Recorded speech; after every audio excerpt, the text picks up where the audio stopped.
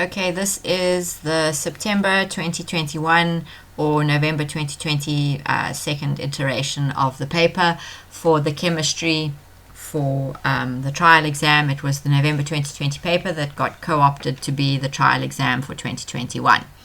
This is organic chemistry, question 2. The letters A to E in the table below represent 5 organic compounds. Write down the letter that represents each of the following, a ketone. So if we are looking for a ketone, we are looking for this functional group with a carbonyl group in the middle of a chain. So it is clearly this one over here. This is the ketone C. Which one is the hydrocarbon? If we're going to be a hydrocarbon, we can only have carbon and hydrogen. So this one's only got carbon and hydrogen. This one's got a bromine, so we can't use this one. This one's got an oxygen, we can't use this one. This one's got an oxygen, we can't use that one.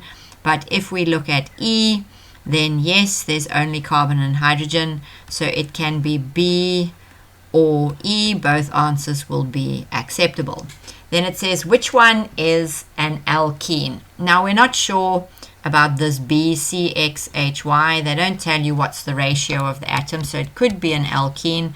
But let's just have a look. Is there anything else here that is not saturated? And if we go to compound E, can you see it goes CH3, CH2, CH2, CH2, CH2, CH2, and then all of a sudden this guy over here is only CH. So if he's only bonded to CH instead of CH2, then there has to be a double bond in there.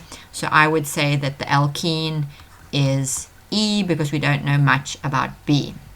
Now it says, write down the IUPAC name or UPAC name of compound A. So this is compound A over here, and this is going to take a while because why? We have to figure out, first of all, what is the longest chain. Okay, so if we have a look here, 1, 2, 3, 4.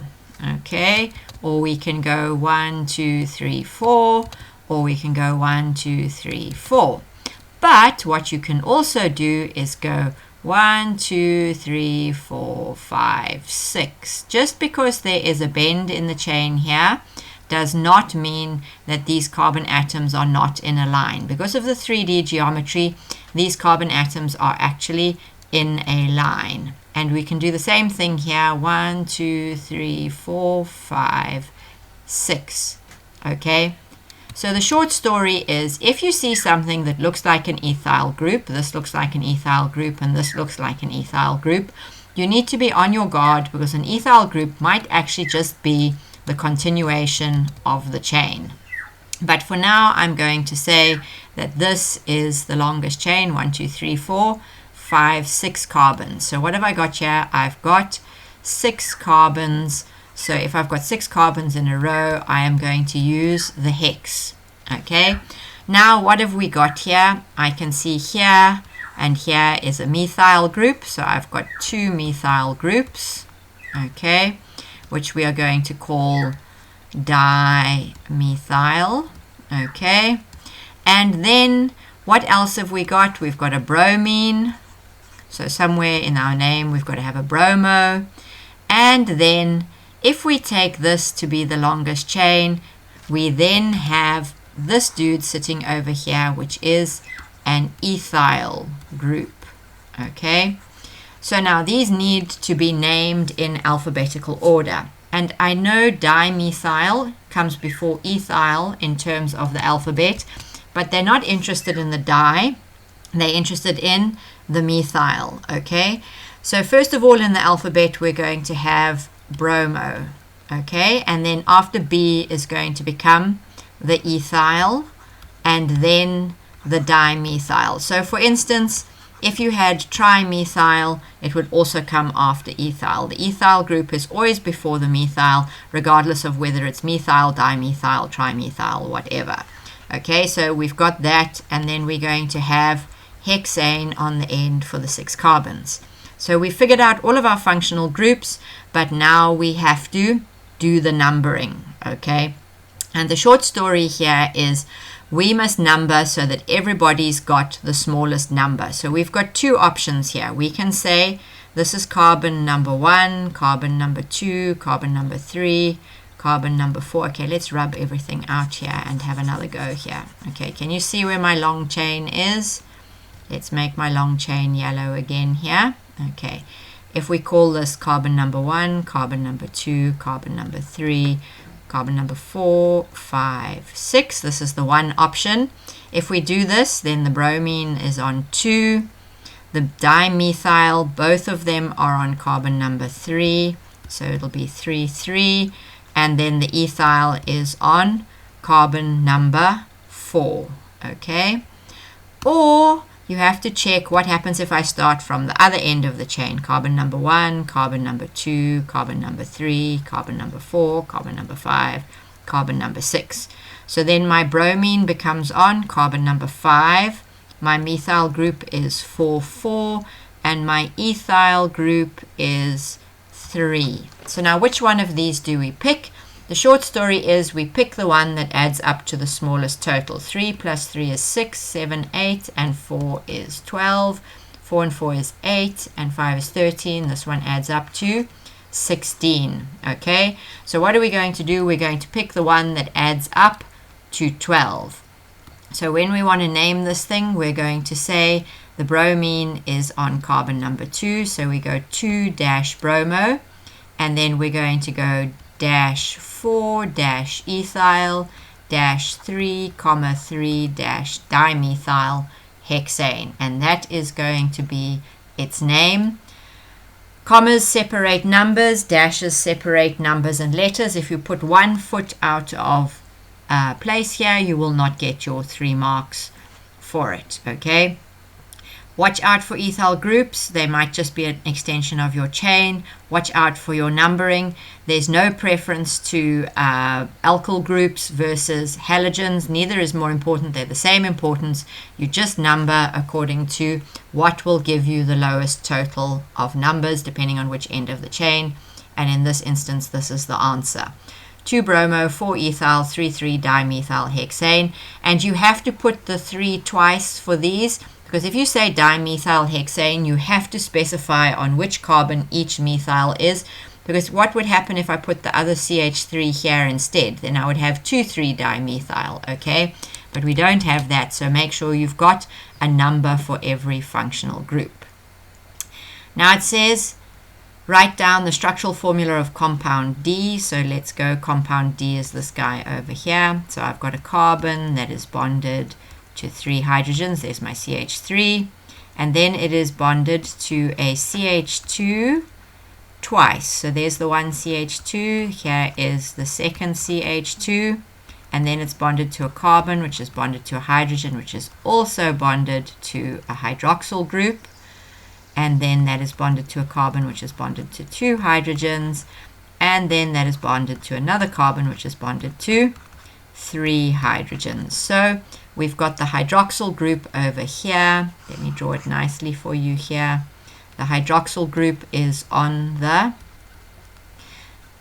3rd carbon from the right, or the 4th carbon from the left, but either way, in terms of this molecule, it would be carbon 3. Now it says write down the IUPAC name of a straight chain functional isomer of compound C. So compound C is a ketone. What is a functional isomer with a ketone? A ketone is functional with the aldehydes. They both have the carbonyl group, okay? Now, and so we need to count here 1, 2, 3, 4, 5 carbons.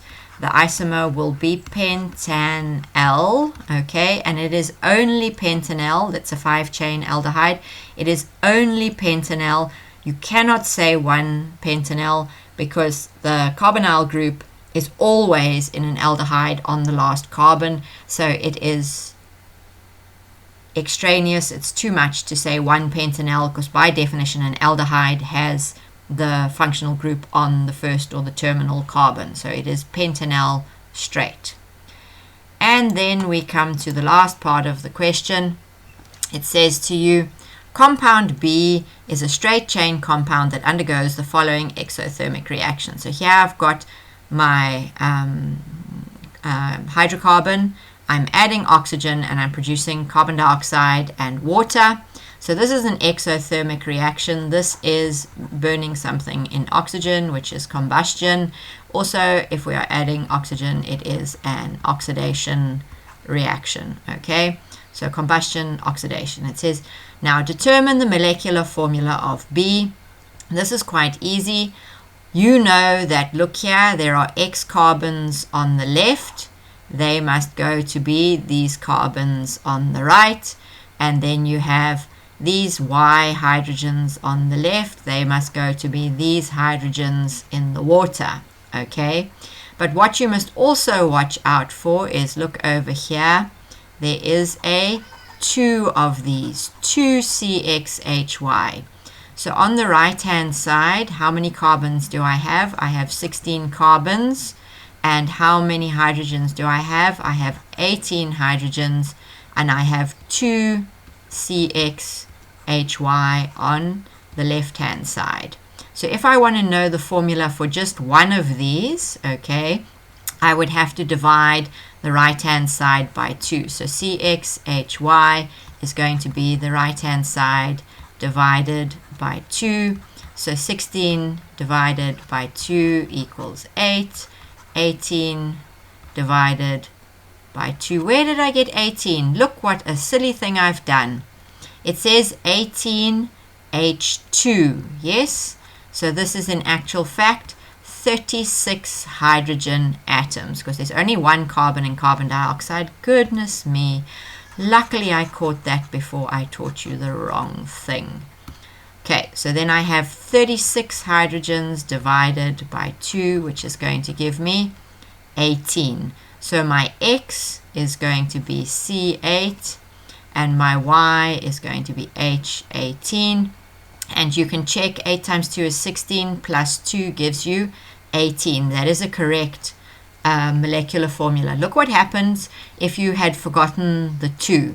If you wrote C16H36, there's no ways you can draw this, because 16 times 2 is 32 plus 2, which is a saturated alkane, gives you 34 hydrogens. This will never ever work. You can't fit 36 hydrogens onto 16 carbons. So if you did that and you checked with your general formula, you should have had a moment of alarm and realized, oh look, it's this 2 in the front that's causing the issue. So it is C8H18. Now it says, the reaction above takes place in a closed container at a constant temperature higher than 100 degrees C. What's significant about 100 degrees C?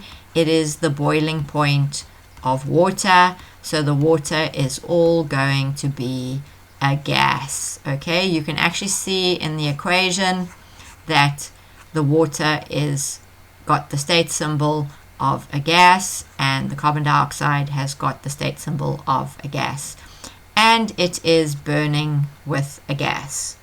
So it says, calculate the total volume of gas formed in the container when 50 cubic centimeters of CXHY reacts completely with oxygen. So what's going to happen here is I have 2 moles of CXHY forming 16 plus 18 moles of gas. Okay, and by Avogadro's law, this is the same as saying 2 is equivalent to 34 or 1 is equivalent to 17. By Avogadro's law, if I put 50 cubic centimeters in, 50 cubic centimeters will be equivalent to 50 times 17, which gives you 850 cubic centimeters of gas. You have to check on the right hand side, both the products are gas, so you have to figure out the volume of gas formed, which is a total of 850 cubic centimeters.